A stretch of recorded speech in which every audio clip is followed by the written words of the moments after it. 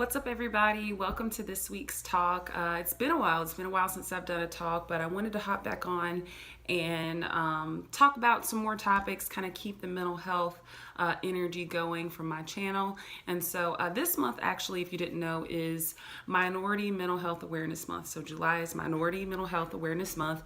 And thinking about the minority community, the topic of relationships came up, but I want to specifically talk about toxic relationships. And so for week one, I want to specifically address friendships, toxic friendships. I've experienced one. I'm pretty sure everyone who's watching this video has experienced one, but it's always a complex issue to figure out in the moment. It's hard to peel away the emotions of the situation and the history of the situation to actually figure out what is toxic about the relationship and actually what to do with it.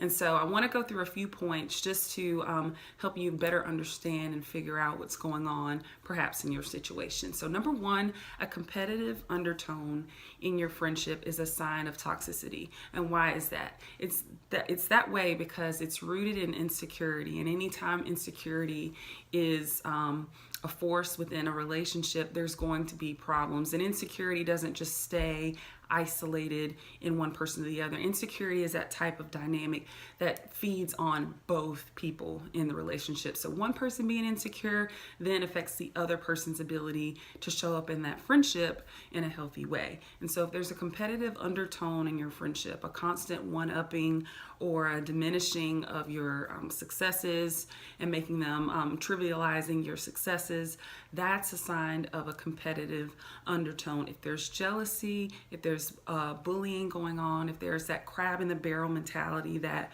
we have to progress in this life at the same rate, otherwise I'm going to pull you back down, or I've got to get ahead of you, then that's a very toxic environment. Number two is public humor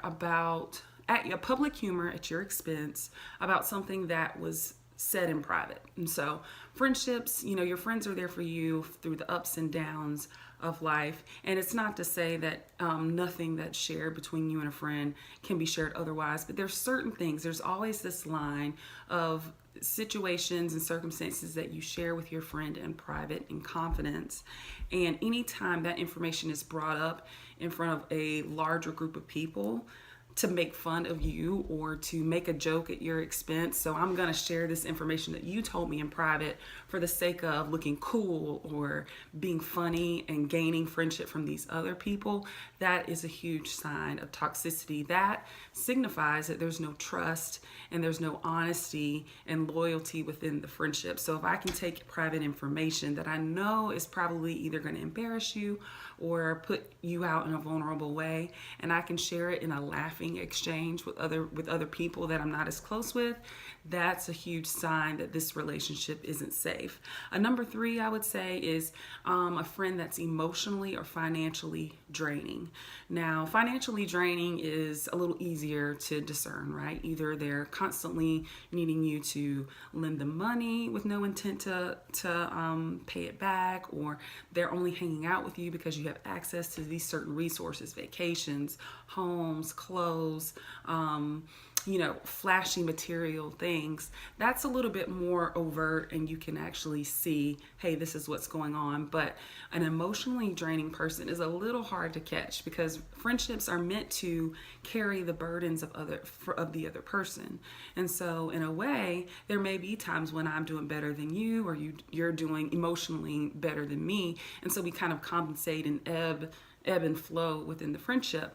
But if you are constantly, for long periods of time, this is talking weeks, months, years, feeling like you are being deprived, like there's a leech on you emotionally, and they're just draining emotion and energy away from you, that is a surefire sign that this relationship is toxic. And again, it's because your well-being and your emotional state is being constantly pulled down by the other person. And again, this is all within context. People go through hard things, but if you're finding this to be a trend between you and your friend, then it's time to more directly address that with them and make sure that the lines of communication about that are open. And if you're not able to do that, it may be a sign that the friendship needs to have space, needs to have a cutoff situation, or whatever may help you best to bounce back to your best self. And the last one that I'll speak on is an unbalanced contribution to the friendship. Now, I just got finished saying, friendships ebb and flow. There may be seasons where I'm better able to give to the friendship than you, but that's all within a context of the history of our relationship, of how we've gone back and forth.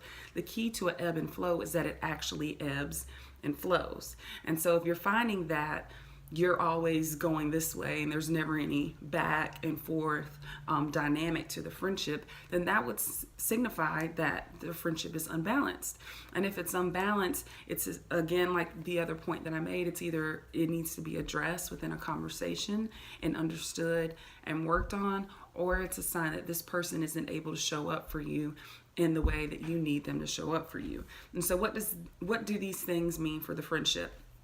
There's a couple of options that you have, and neither of them are bad, but it just depends on which one is appropriate for that situation, which one has worked in the past. And so first and foremost, communication.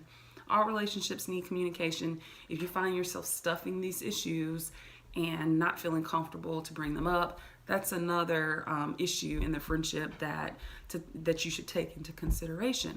So communicating about it first and foremost is the one thing.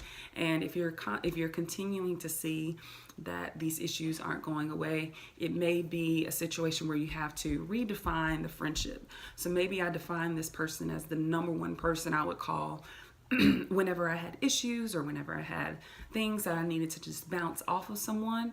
Maybe it's time to reconsider and redefine what that person is for you. Maybe it's a fun friend. Maybe it's your vacation friend. Maybe it's not your I'm going through an emotionally hard time friend, and so it doesn't mean that you have to do away with the friendship. It's just kind of recategorizing it. So that you can not expect so much from that particular friend. And then another option, which unfortunately sometimes we have to come to, is ending the friendship.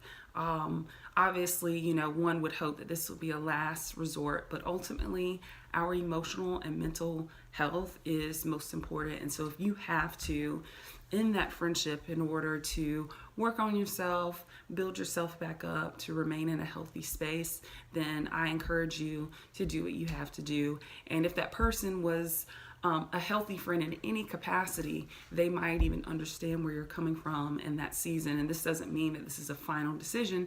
It just means for right now, we need to space away, and maybe we can come back later down the road and continue to be in a friendship with each other. And so those are a couple of signs of a toxic friendship. Please feel free to respond to me, message below, and tell me some of the other signs that you all have seen or experienced that let you know that a friendship was toxic.